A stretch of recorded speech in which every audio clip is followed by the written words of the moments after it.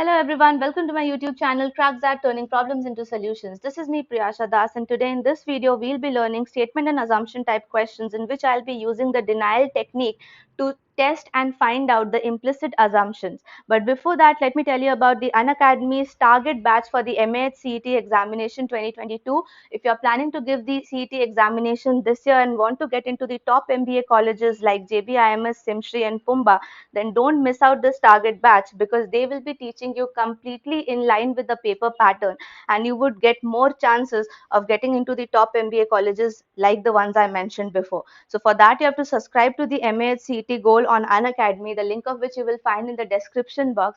And for this subscription, you would need my code Priyasha10 because that will give you an additional instant discount of 10% on your subscription. And if you're planning to go for the CAT 2022, then Unacademy is starting its two new batches on 9th of March, named as Vision Batch and Road to Success for CAT 2022 batch. Now, these two batches have two different sets of teachers, so make sure you check out the link in the description box to know about the details of these courses and the timings and the tutor details, which you will find on Unacademy. So don't forget to use my code Priyasha10 while enrolling into these batches because that will give you an additional instant discount of 10% on your subscription. You have many exciting features as a plus subscriber or an iconic subscriber, which you can surely check out using the link in the description box. So after watching this video, definitely check out the link in the description box. Now let's get our video started. Hello guys, so in this video we'll be dealing with statement and assumption type questions, but before that we'll be discussing the answers of the practice set 6. So in practice set 6 I gave you some questions related to statement and arguments. All right, we would be selecting one if we find that only argument 1 is strong, 2 if 2 is strong, 3 if either of them is strong, like not strong, like both of them are cannot be implied together, but then both of them are right but cannot be implied together. That's either. And the fourth one is not both of them, and fifth one both of them. So starting with the first question, the question number 1 says, should all the practicing doctors be brought under government control so that they get salary from the government and treat the patients free of cost? So someone not supporting it says that how can any country be such an undemocratic thing? First of all, this is a boomerang question. Secondly, it's not undemocratic to say that we will make it as a law that doctors are to will be brought under the government control. So therefore, this is not a strong argument, it's a weak argument. So this one does not hold true. Now, second, someone saying yes to this is saying that despite many problems, it will certainly help minimize, if not eradicate, the unethical medical practices. Of course, if something is brought under one controlling body, the amount of corruption involved might be less. Okay. So, therefore, a doctor treating a patient individually can mislead the patient into wrong and unnecessary treatment for his personal gain. And so, we can say that the second argument holds true or strong. So when only the second argument holds true, the answer to this question will be 2 or else B. Okay, that is only argument 2 is strong. Now moving to the second question. In the second question, should higher education be completely stopped for some time? No. Why? Because it will hamper the country's future progress, which is very much true and correct that if we stop it for a while, that particular batch of students will have a lot of problem getting jobs with respect to the field. So yes, this is a strong argument, but when we check the second one, that why should we stop it for some time because it will reduce the educated unemployment, then it's absolutely rubbish because unemployment's relation with higher education does not seems to be correct. Okay, and therefore we will say that only argument 1 holds true, that is number 1 is the answer for the second question. Now the third question says, should there be more than one high court in each state in India? If yes, then what are the benefits? If no, then why not? So no, because there will be sheer wastage of taxpayers' money.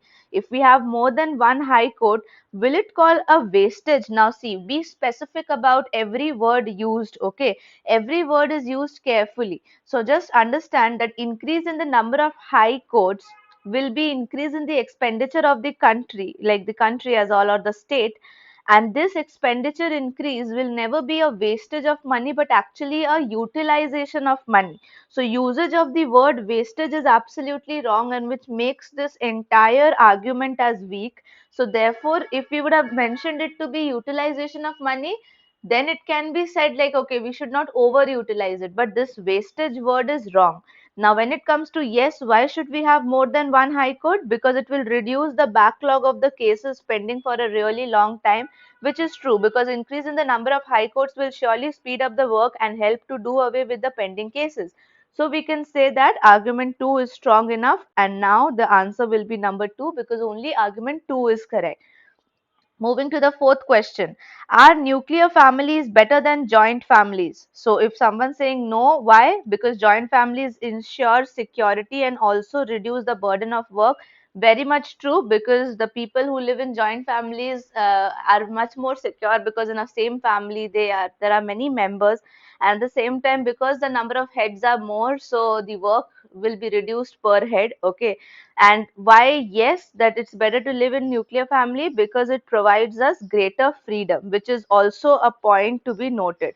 So when both of them are strong arguments for us, what will we do? We'll try to go forward and give our answer as number 4. Okay, we will plug in our answer as 4. That okay, 4 was none of these, if I am right. So therefore we'll be moving to 5. So just remember this thing, okay? This can be confusing. So this is 5, where 5 means both of them are correct. Now, the fifth and the last question from the practice set 6. Should students take part in politics? Okay, whenever I read this question, it reminds me of a web series character. So if you remember that web series character, do let me know in the comment section. Okay, that where that character asks the students to pay attention in studies, not in politics. So argument number 1 says yes, they should take part in politics because they will inculcate qualities of leadership. That is pretty much correct. Okay, and no, because they should study and build up their career. Now this is something generalized statements, and generalized statements are, you know, not always assumed or found to be correct or strong. Why? Because see, someone not able to pay attention to studies with politics is like differentiated. It's different for one person and for the other, right? One can pay attention in studies and do well in politics, and the other cannot. So therefore, generalizing this will make it a weak statement, and so only argument 1 holds true on this. Okay, so this was all about arguments and statements, guys. We understood that for finding out arguments to be strong and weak, we are actually looking forward for some logical reasons which are connected with the statement. But what happens in the case of assumptions? In the case of assumptions, we try to build a story of our own. I repeat, we try to build a story of our own which is not built up upon our assumptions. The very much ironical part is that this is not our assumption, but this is the author's assumption. The one who has written the question or the statement, this is the author's assumption. So what we are trying to track down, we are trying to track down the assumptions made by the author. All right. So statement and assumption questions, okay, are a variety of verbal reasoning questions which are asked generally to check your logic and your decision making skills. Okay, now where will you use these skills? As a manager, you will be using these skills to check with your employees, check with your clients, and with your colleagues as well. So that's why this is an important mandatory question in all the MBA exams.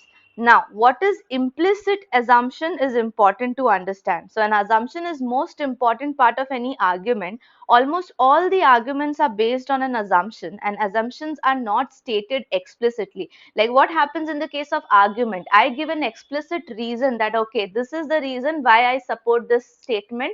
So that becomes an argument because I'm literally giving out a example or a reason. But in the case of assumptions, they are not directly given to us.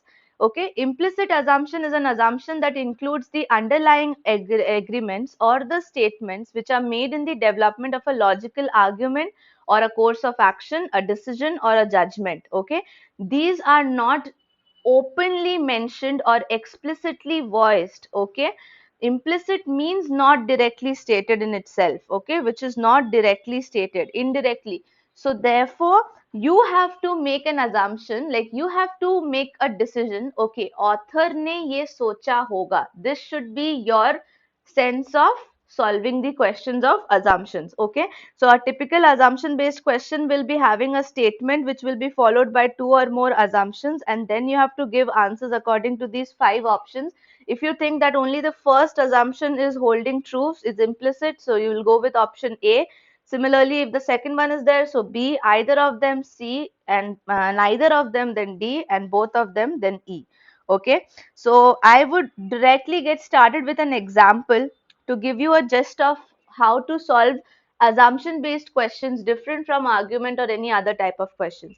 Read the statement. You are hereby appointed as a programmer with a probation period of 1 year, and your performance will be reviewed at the end of the period of confirmation. This is a line in the appointment letter. So what assumptions can we make here? Now, I again repeat that assumptions which I am going to make here is not my assumption. It's not my assumption. My work is to guess the assumption of author, and this is just like reading minds. Okay, this is just like reading minds. You are trying to read the mind of the author by the statement he just now gave. So read the assumptions now. The performance of an individual generally is not known at the time of appointment offer. Can I consider this to be true? If I consider this to be true, then we will check back and see if it is affecting my statement or not. Only and only if it is true, then only I am making a probation period, right? If I would have known the individual's merits, okay, or performance before, like just at the time of appointment, why would I waste another 1 year of probation period? I wouldn't have done it, right? So since I'm doing it, what can be the probable reason? The probable reason can be that I don't know the performance or skill sets of the individual right now, and I will know it over a period of 1 year. So that's the reason for introducing the probation period. So this is a implicit assumption. Now let's read the second one. Generally, an individual tries to prove his worth in the probation period. Of course, because he is close to the confirmation, so he'll definitely try to work hard and prove himself to be the best during the probation period. So therefore information, or we can say assumption number 2, is also implicit, and when both of them are implicit, we will go with option E, that is both of them being implicit. Now here in doing this, we can apply one skill set, guys. We can use the skill of denial. Okay, now if I check the denial test, what is the denial test? I'll tell you in detail about it with the help of the question number 2. So read the question number 2. The question says Rahul booked train tickets 1 month in advance. Okay, so why is he booking tickets 1 month in advance? Assumption number 1, railways book tickets 1 month in advance. That's why he booked it 1 month in advance. Okay, now how I will apply the denial process here? I will reverse the assumption. What is my assumption? That railways book tickets 1 month in advance. If I reverse it, then it will become railways do not book tickets in 1 month in advance, correct? So अगर railways tickets book ही नहीं करता 1 month in advance में, तो क्या ये directly मेरे statement को affect कर रहा है? Is it directly affecting my statement, and is my statement getting falsified, or is it collapsing or weakening? Yes. If the railways don't allow us to book the tickets 1 month in advance, how can Rahul book the tickets 1 month in advance?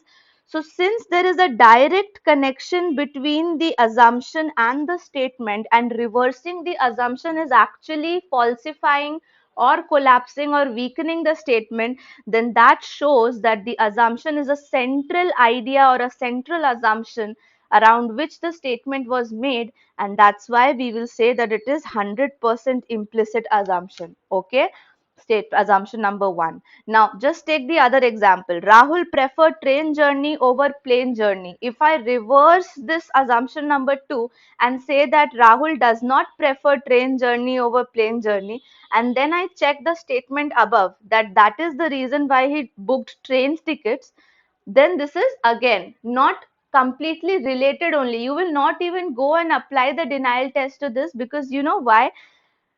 Okay, just because here it's not related to the journey. Are we even trying to check this?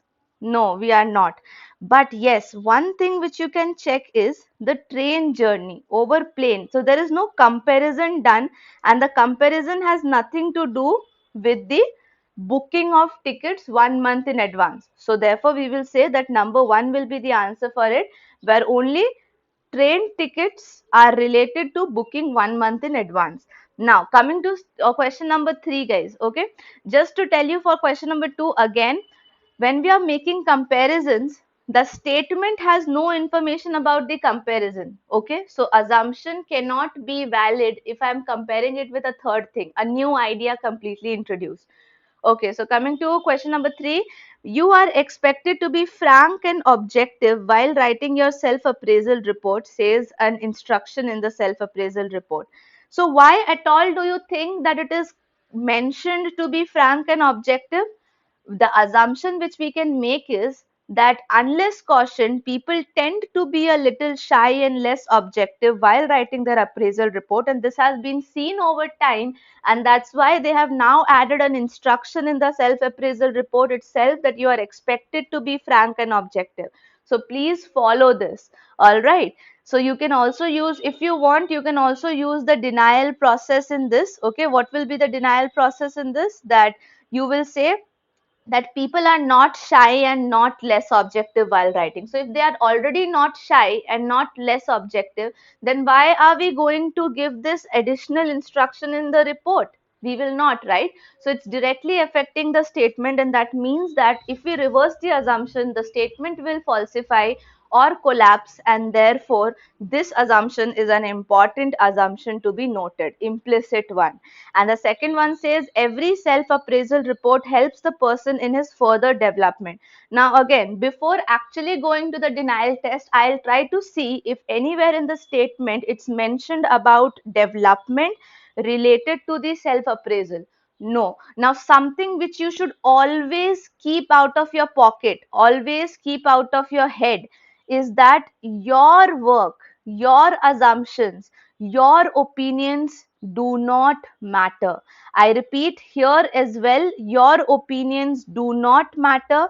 What you just need to check is the commonly known facts. Okay, if there is a commonly known fact that sun is visible during the day only, or water makes the things wet, only then bring it into your assumptions. Otherwise, please don't apply your common sense or your knowledge into this. Okay, and an assumption questions, we have to identify the author's assumption, not our own. So always keep this thing in mind. We have to read the author's mind, not come forward with our opinions. Okay, and please leave aside your logic while you're doing any such questions, because that might lead to a wrong answer.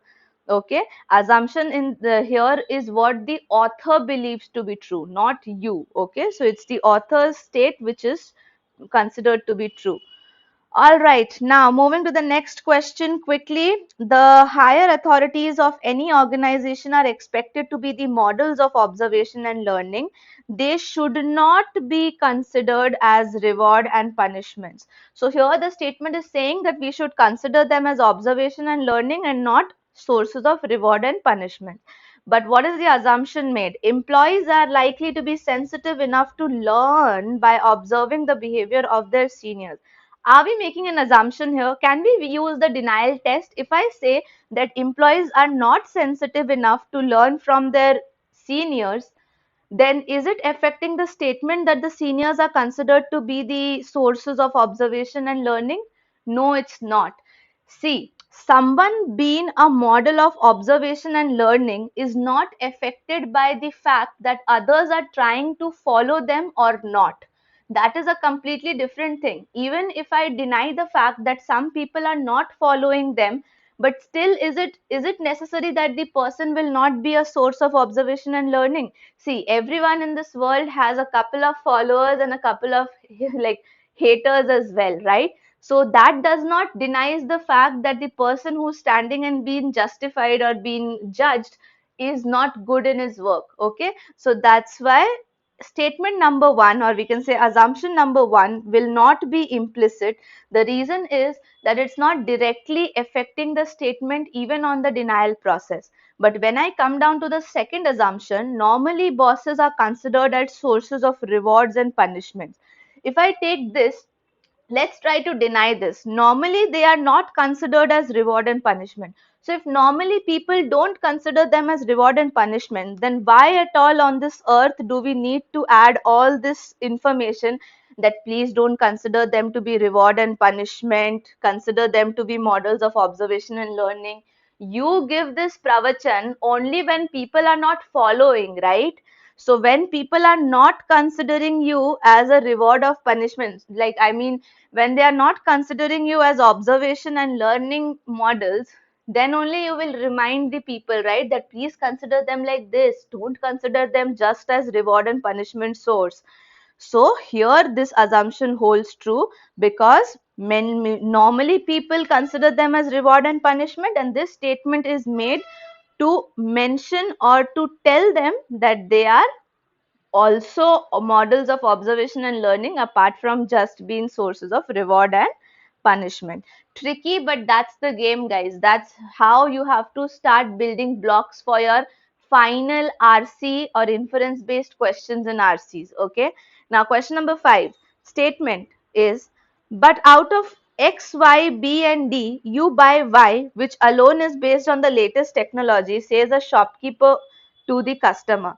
So here the shopkeeper is actually suggesting the customer to buy product Y because of its technological advancements. So what assumptions can we make here? The first one is the customers normally accept the recommendation of the shopkeeper or the shop owner. If this wouldn't have been true, will the shopkeeper come up on his own and start giving out his thoughts over here? No, the customer normally accept the recommendation of the shopkeeper, and if the customer did never accept the recommendation of the shopkeeper, then why would the shopkeeper recommend something? So the statement in itself shows that the customer is interested in listening to the recommendation of the shop owner, and so this is an implicit assumption. And when it comes to the second one, use of latest technology is supposed to ensure better quality standards. If and only if this is considered to be true by the customers, they will choose buying. Why? Because here use of latest technology is supposed to ensure better quality standards, and a customer buys a product because its quality is good over the others, and the technology is latest. Okay, the one which is having the latest technology is considered superior over the others, okay, in doing a specific task more efficiently than the one with an obsolete technology. And keeping this thing in mind, both the parts of the statement, that buy Y because of the latest technology and the shopkeeper is asking the customer to do so, these two things are directly leading to the assumption that first the customer listens to the shopkeeper's recommendation, and second the customer always prefer buying the items of latest technology. So both of them are correct, so that will go up as the answer 5. Okay, so that's what all about the assumption and statement, guys. This was just a build up class. So if you found this useful, please like this video, share it with more and more people. I'll be providing a practice PDF, so don't forget to check it out from the description box as well as from the first comment of this video. And if you are new to this channel, then please subscribe to this channel because that will help me to grow my channel bigger and greater, and I will be coming up with more such videos. Until then, please take care and thank you so much for watching this video.